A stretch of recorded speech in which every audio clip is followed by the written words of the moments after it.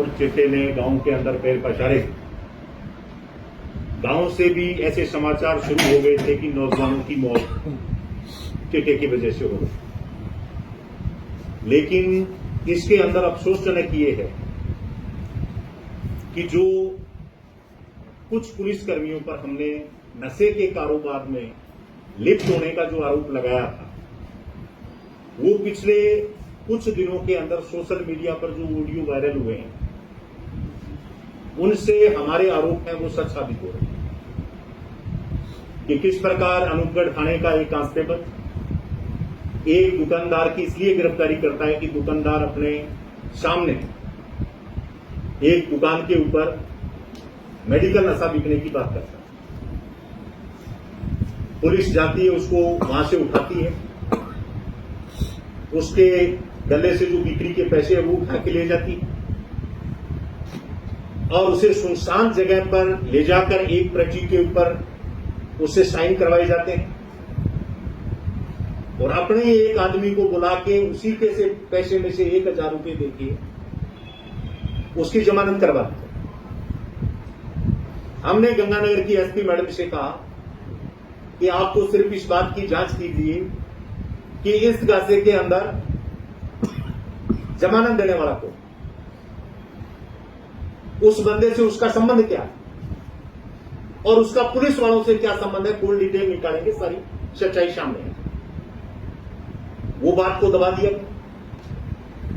फिर हमने एक 24/7 की घटना उनको बताई और हमारा जब डेलीगेशन पिछले प्रदर्शन के समय जब मिला तो मैंने एक स्क्रीन शॉट उनको दिया 7500 रुपए। वो 7500 रुपए अनूपगढ़ थाने के कांस्टेबल ने अपने परिचित के मोबाइल के ऊपर उससे ऑनलाइन पेमेंट ली, फोन पे के माध्यम से। एक गाड़ी छोड़ने उसी प्रकरण के अंदर उसकी गाड़ी रख ली गई थी। कांस्टेबल ने कहा कि छोड़ कागज कुछ नहीं बनाने पड़ेंगे, 7500 रुपए मेरे इस आदमी को डाल। हमने कहा इसकी जांच होनी चाहिए।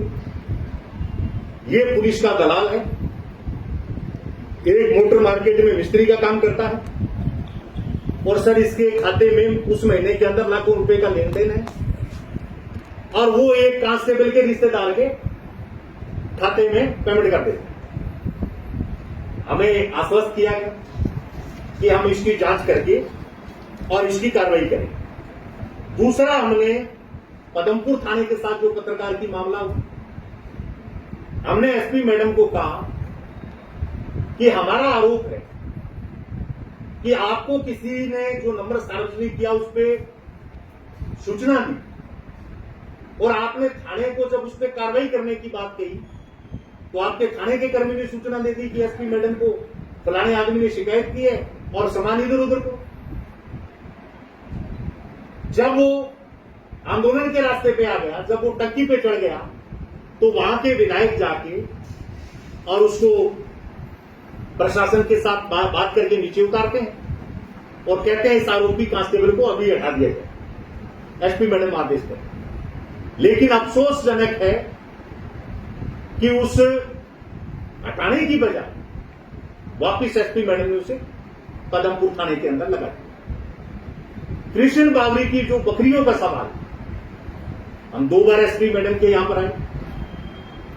हमने कहा भी इन 2 लोगों ने, एक विजय कुमार सीआई का रीडर कलावती चौधरी का और एक हेड कांस्टेबल, और ये दलाल है, इन्होंने इस तरीके से पैसे लिए। पीड़ीबंगा के भागसर गांव में एक व्यापारी को बकरियां बेची, उसने फोन पे पर कृष्ण के भांजे के खाते पर पैसे किए, वहां से पैसे हमने ई मित्रा से लिए और उस जगह पैसे दिए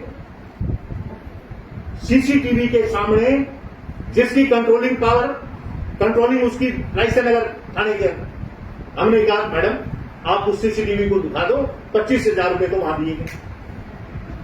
जब उसकी जांच करवाएगी सीओ से तो सीओ मैडम ने कैमरे के सामने उन दोनों को बिठा के और कृष्ण के बयान, तो कृष्ण ने उनको कह दिया भी इसको 18,000 दिए थे, इसको 25,000 रुपए दिए। लेकिन जब वो जांच एसपी मैडम तक आई, उस जांच को भी रफा दफा कर दिया, कोई उसके ऊपर कार्रवाई। उसमें आरोपी जो था, दलाल जिसने पुलिस के साथ उसकी कृष्ण की बातचीत करवाई, पहले उसको मेडिकल नशे के अंदर गिरफ्तार किया। उसकी भी उसने एसपी से शिकायत की कि 11 टीके मेरे को फाटक से उठाए और थाने में ले जाके मेरे से पूछा एसएचओ ने, भाई कृष्ण बाबरी वाले पैसे किसको दिए? तो उसने कहा ये सामने खड़ा, एक तो प्यारेलाल इसको दिया, एक मैडम आपके रीडर को दिया। तो मैडम ने कहा भाई हंस के, क्या भाई तेरा नाम ले रहा है प्यारेलाल, ले जाओ उसको ऊपर ले जाया गया। उसको बार बार पिटाई की गई, फिर भी वो नहीं माना कि साहब मैंने दिए तो आपको ही थे। तो जो उसकी बरामदगी दिखाई वो थाने के अंदर दिखा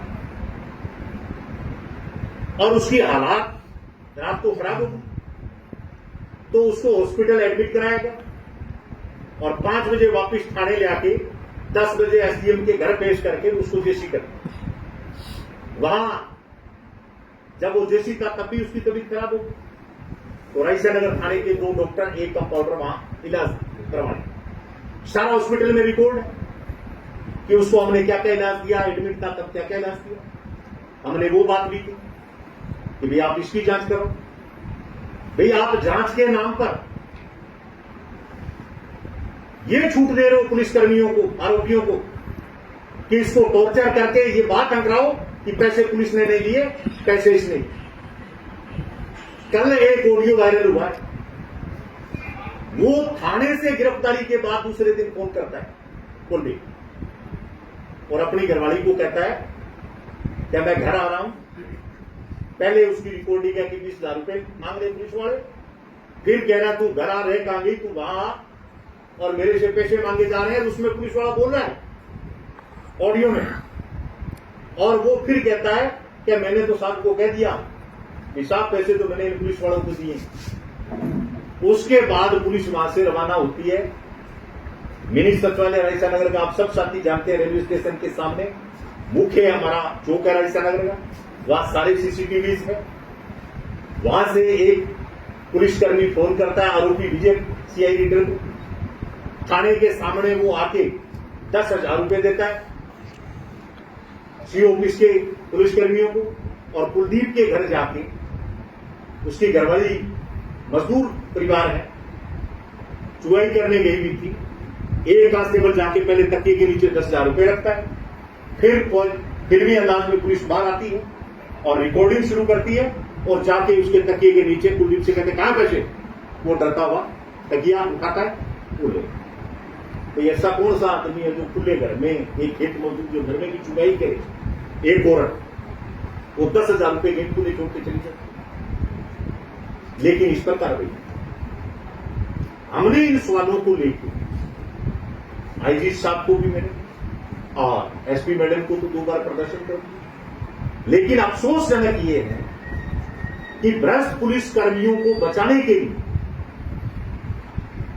पुलिस अपराध पे अपराध खुद करनी चाहिए। और इस साजिश में एसपी मैडम पे हमारा आरोप इसलिए है कि तमाम सबूत देने के बाद तुरंत जिन लोगों के ऊपर कार्रवाई होनी चाहिए थी, गंगानगर जिले की जनता में यह संदेश जाना चाहिए था कि अगर भ्रष्टाचार में कोई पुलिसकर्मी अगर लिप्त पाया जाएगा, एसपी मैडम बड़े बड़े भाषण दे, लेकिन उनको सम्मानित करके दोबारा उन्हीं थानों में लगाया जा रहा है और वो लोग वैसी ही बदमाशी कर रहे हैं। हमने शांतिपूर्ण तरीके से हमारी बात प्रशासन के सामने रखी। अभी हमने तय किया कि आने वाली 20 तारीख को हम रायसा नगर से हमारे 100 साथियों की टोली कृष्ण बाबरी की बकी हुई दोनों बकरियों को लेके डीजीपी कार्यालय पर प्रदर्शन करने के लिए रायसा नगर से पैदल रवाना। हम राजस्थान की सरकार को यह बताएंगे कि किस प्रकार गंगानगर जिले में ये जो बड़े अधिकारी आते हैं इनको अवसर मिलता है। जी गंगानगर बड़ा उपजाऊ जिला है, आज जैसी गंगानगर जिले की हालात है, ये पंजाब पैटर्न पे हो रहा है कि किस प्रकार पुलिस के लोग किस प्रकार संरक्षण देने वाले लोग भी, मतलब हैरानी की बात है पत्रकार मित्रों कि पक्ष और विपक्ष चूं तक नहीं कर रहा कि नशा भी गंगानगर जिले के अंदर प्रॉब्लम है, अपराध भी गंगानगर जिले के अंदर, मतलब जनता के सामने ऐसी समस्या खड़ी होगी, कोई बोलने को तैयार नहीं। इसलिए हमने 20 तारीख के प्रदर्शन से पहले पूरे गंगानगर जिले के अंदर, जिसकी 6 तारीख से हम विजयनगर से शुरुआत करेंगे, 7 तारीख को बरसाना, ऐसे करते करते लास्ट में 17 तारीख को रायसा नगर एसडीएम कार्यालय में प्रदर्शन करेंगे और सब जगह प्रदर्शन करके अब हम मुख्यमंत्री का मजबूरी के अंदर पुतला जलाएंगे कि गंगानगर जिले को आपने अनाथ समझ दिया है। यहां इस प्रकार के अधिकारी शनकी लोग हैं जिन्हें जनता की समस्याओं से कोई सरोकार नहीं। गंगानगर में एसपी जो है वो सिर्फ पुलिस की एसपी, वो जनता 20 लाख जनता की एसपी नहीं। अगर वो 20 लाख जनता की एसपी होती तो निश्चित तौर पर कृष्ण बाबरी की आवाज सुनी जाती, निश्चित तौर पर 17 जीबी के अंदर पॉक्सो एक्ट का मामला। क्या गंगानगर जिले के इतिहास में कभी ऐसा हुआ है कि 14 साल की दलित की बेटी के साथ एक सरकारी कर्मचारी इस प्रकार का जघन्य अपराध करता है और एसपी मौका देखने नहीं चाहिए? डराने गए साहब, उसके घर में लालच देने के लिए गई। किसी का अगर मोबाइल एप्पल का चोरी हो जाए, एसपी मौके पे जाके फोटो खिंचाती है, किस बात का पुलिस मंडे का काम कर। हमारा सवाल ये कि कौन इस गंगानगर जिले की जनता के समस्याओं को उठाएगा? तो हम सब लोगों ने, उसमें मान साहब ने, उसमें आम आदमी पार्टी ने, हमारे सारे संगठन है, छात्र संगठन है, सब लोगों ने हमारे इस संघर्ष का, भीम आर्मी ने, सबने समर्थन किया। हम 20 तारीख को डीजीपी कार्यालय, लेकिन बात रुकेगी, हम आईजी के दफ्तर पे भी कह गया है कि आए थे कि इस लड़ाई के लिए, गरीब आदमी को न्याय दिलाने के लिए, कानून का राज गंगानगर में स्थापित करने के लिए अगर बकरियां संसद के सामने भी ले जानी पड़ी तो हम पीछे नहीं। तो 20 तारीख से हमारी यात्रा इस संघर्ष में, और उससे पहले सब जगह हमने पुतला दिलाने का कार्यक्रम बनाया। ये सब आप पत्रकार बंधुओं को संदेश देना था। 20 तारीख को क्या